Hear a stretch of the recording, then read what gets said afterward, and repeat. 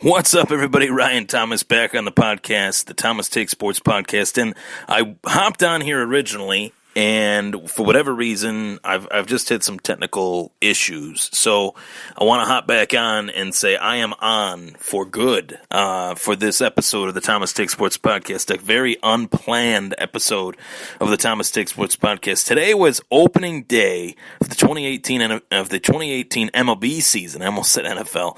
2018 MLB season, and opening day is a special day, and unfortunately, I have had the misfortune of missing it the last couple years, which is very frustrating. I have had to work on opening day the last couple years. Me, Ryan Thomas, the host of the Thomas Take Sports Podcast, mega baseball fan, fantasy baseball fanatic, has had to work both days. And people are like, oh, well, I'm of the opinion that if you're a huge baseball fan, if you wear baseball merchandise at least 100 days out of the year, then you should have to have that day off. You should have the privilege of having that day off. It should be a national holiday for anyone that chooses to wear baseball stuff 100 days out of the year. Yes, that's including Yankee stuff, sadly, but they're one of the 30 teams in the major leagues, so they have to fall into that category as well.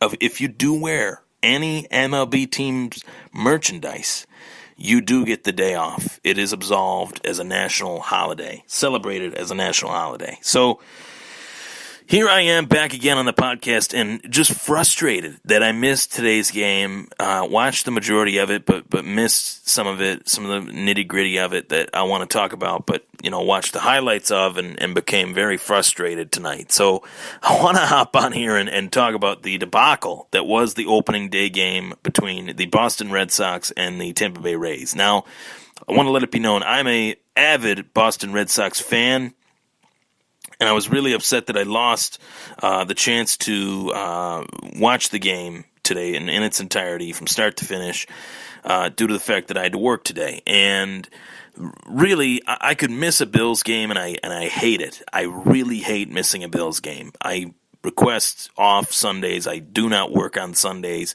due to the fact that I have the role that I have and for the success for the show and for my writing career and things like that. I need to have those days off. It just has to happen, being that there's only one football game a week. But with baseball, obviously, there's 162, so there's going to be games I'm going to miss, and some of them, I don't want to miss, but some of them I know I will because there's just too many games. But opening day, I hate to miss due to the fact that, for many, many years, I spent opening day watching it at my grandparents' house. My grandfather was big into baseball, but he made baseball somewhat our sport. He made it, not just his sport, but our sport.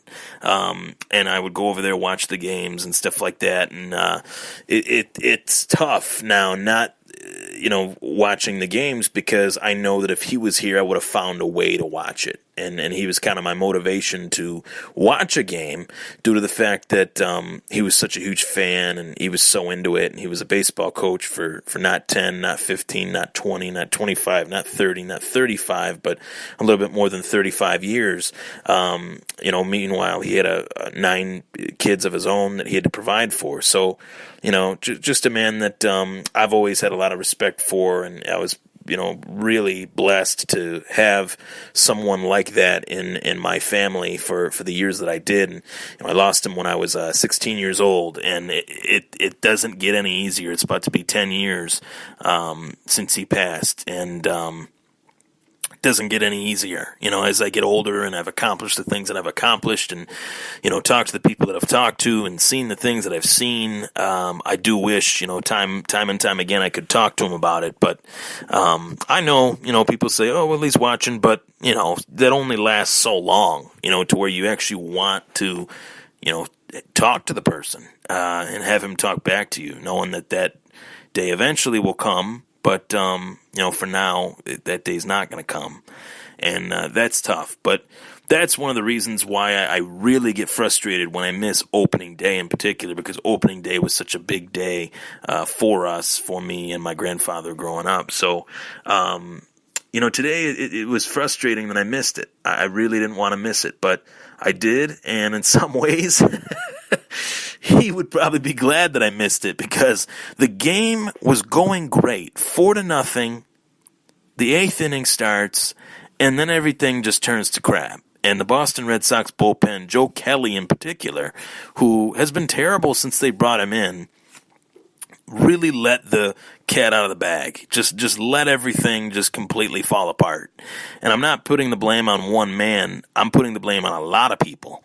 Because the Boston Red Sox heading into this 2018 MLB season have the highest payroll in the major leagues. There isn't the excuse anymore of, well, the Yankees buy all their players. To an extent, they do. Heck, they got Giancarlo Stanton for a bag of peanuts. But to say the least, this is not an excuse anymore that we Red Sox fans can use and say, hey, the Red Sox don't have as much money as the Yankees do. In fact, the Red Sox are spending more money trying to win than the Yankees are. That's a fact. So the fact that is the case in this situation, and yet the Red Sox have arguably a worse bullpen heading into the 2018 season than they did last year, and their bullpen last year was completely abysmal, completely terrible. That has me very worried. I'm looking at the 161 games that are remaining on the schedule, and that's a lot of games. We have a long season to go. The rest of the year, practically from April to hopefully October, late October, left, and if we're lucky, at least early October. So there's a lot left, but to say that I'm worried, I don't think is an understatement, because there is a over exaggeration, I should say, on my part, that the fact that the Red Sox lost today's game, the way they lost it, I think could very well become a trend in 2018. And I hate to say that, because the Red Sox are my grandpa's team. That's the reason they're my team. And watching the games without him and stuff like that, I've tried to carry on the tradition of being a Red Sox fan because of him.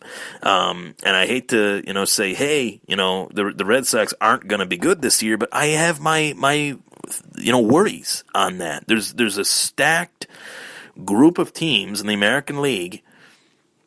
One of them, I hate to say it, is the New York Yankees. The other one would be the Houston Astros, and another one would be the Cleveland Indians. Those three teams are very deep, and all, three, quote-unquote, football phrase here, three phases of the game: offense, bullpen, pitching. Those three, offense, pitching, bullpen can be wrapped into one. We'll just say offense, defense, and pitching. Whether that's the rotations or the bullpens, they're far better than the Red Sox. The Red Sox rotation, I think, is a lot better than it's given credit for. I think we haven't seen its best yet. Chris Sale, I think, is probably one of the top three pitchers in the game, with Kershaw, Scherzer, and then Sale. I would put him in that top three consideration. And obviously Dallas Keuchel, and you can throw Darvish in there. There's some real talent in terms of pitchers. Kluber you could put in there as well. But 1 to 5. I'm talking 1 to 5. The rotation of the Red Sox, there's some work to be done. Porcello had a great year in 16, terrible year in 17.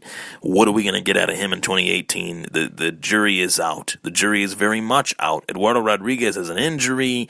There's a lot of question marks with this rotation. Price is getting paid a lot of money to play very mediocre. And I think he needs to really have a big year this year in order to regain some respect for him and for his career. There's a lot left to be desired. We'll just leave it at that. The bullpen, I think, could be one of the worst bullpens on paper and on the diamond that is in the major leagues. And I hate to say that, because we have the bookend to that is the best closer in the game. I think Craig Kimbrell has been the best closer in the game for many years, better than Chapman. Corey Knebel is getting better. Kenley Jansen's a quality closer. There's a lot of quality closers, but I think Kimbrell is above the rest. I really do. The way he does it, who he does it against, he's dominant. And the fact that we have him, but we have nobody leading up to him that is of any substance whatsoever. They traded Travis Shaw for Tyler Thornburg. That was a terrible trade.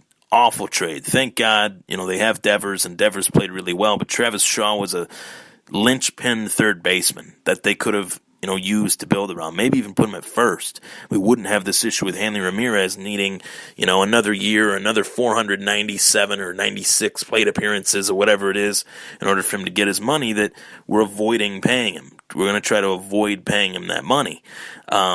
We meaning the Red Sox. So it's very tough for me to watch that game and have good feelings moving forward. I'm hoping I'm wrong, and I'm hoping I'm not I'm hoping I'm not just, jumping the gun here.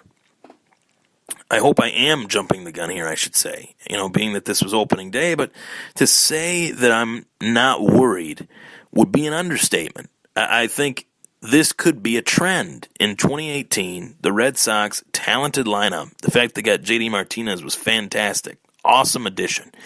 But the fact that they have a stacked lineup, they have a lot of young talent, Benintendi, Devers, Betts, all across the board, really. Good utility players, guys like Eduardo Nunez, things like that will make a huge difference for them. And he had an inside park home run. I think Xander Bogaerts, outside of not just today's performance, but I had very high expectations for him coming into this year. They have a lot of stud players on this team.